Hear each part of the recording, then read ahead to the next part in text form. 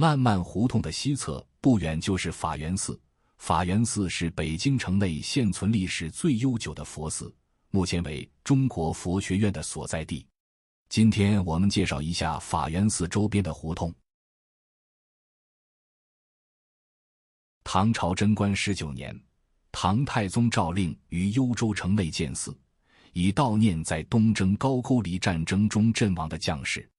佛寺建成后，武则天赐名为闽中寺。安史之乱时，安禄山和史思明先后在寺内东南角和西南角造塔立碑。北宋末年，二帝被掳，钦宗曾被关押于此。清朝雍正年间重修，更名法源寺。清代的法源寺前庭后院都种植了丁香，芬芳浓郁，号称香雪海。踏青时节在法源寺内赏丁香吟诗唱和，是老北京文人的一项传统。当时赫赫有名的文人墨客纪晓岚、黄景仁、龚自珍以及名噪一时的宣南诗社，都在这里留下足迹和诗篇。1924年4月26日，民国才女林徽因、诗人徐志摩陪同印度诗人泰戈尔在法源寺赏丁香，成就了一段文学史上的佳话。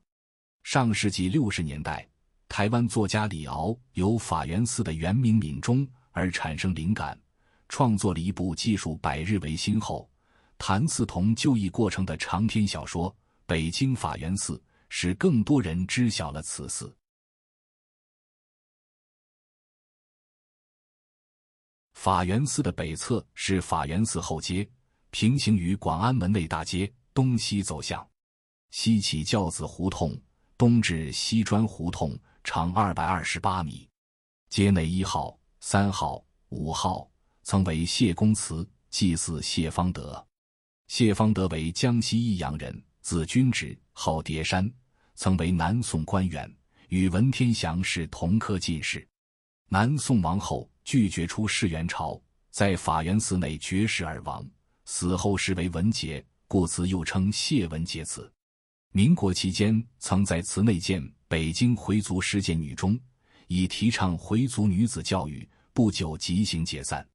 法源寺的东侧是西砖胡同，南北走向，北起广安门内大街，南与七景胡同相接，长585米。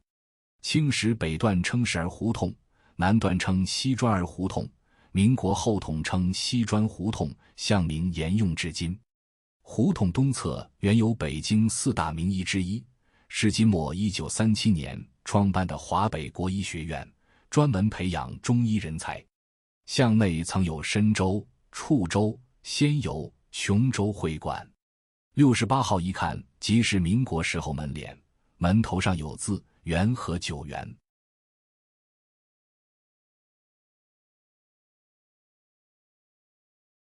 西砖胡同北口附近，在广安门内大街上，有一青砖所砌标识，辽岸东门古址。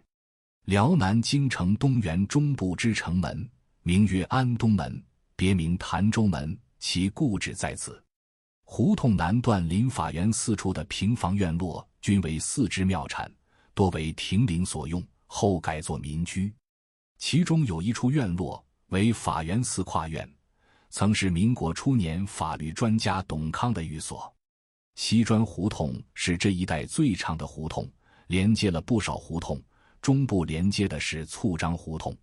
醋张胡同东西走向，东起烂漫胡同，西至教子胡同，终与西砖胡同相交，长380米。光绪顺天府志将其记作醋张胡同。据传，胡同内原有张、曹两家生产醋的作坊，在经营中，张家战胜曹家，胡同因此得名。史上曾有红眼寺，亦称红眼庵，为清初士大夫游宴之地。清代著名文人王士珍、施于山均在寺内留有遗迹和诗作。胡同内东段已拆除不少，西段尚存，既有老四合院，也有简易红砖建筑，还有后建楼房。西砖胡同南侧连接七景胡同，七景胡同西接西砖胡同，东到烂漫胡同，南至南横西街，全长310米，呈 T 字形。七井胡同逐渐成像是在清朝年间，据说因此地有7眼小井，供附近居民用水，人们称之为七井胡同。但光绪年间编纂的《京师方向志稿》写道：七井胡同，井一，记录着那时胡同内只有一口井，现井早已被填死，没有踪迹了。今东西方向的街巷就称9间房，1965年2巷合并，统称七井胡同。胡同保存较好，尚存传统感，35号、10号、5号、7号皆保护院落，这一带少见。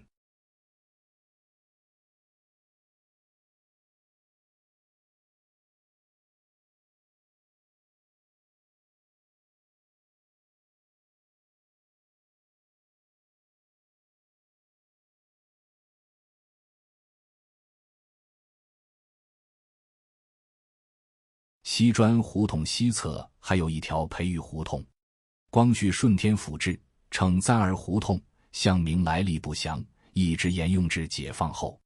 胡同北侧原有一片空地，称建厂子，为清时南营守备署的练兵射箭之地，又因此处地势低洼，经常积水，也称大水坑。1965年更名为培育胡同。现在胡同里面杂乱无章，平房、楼房、简易房交织在一块。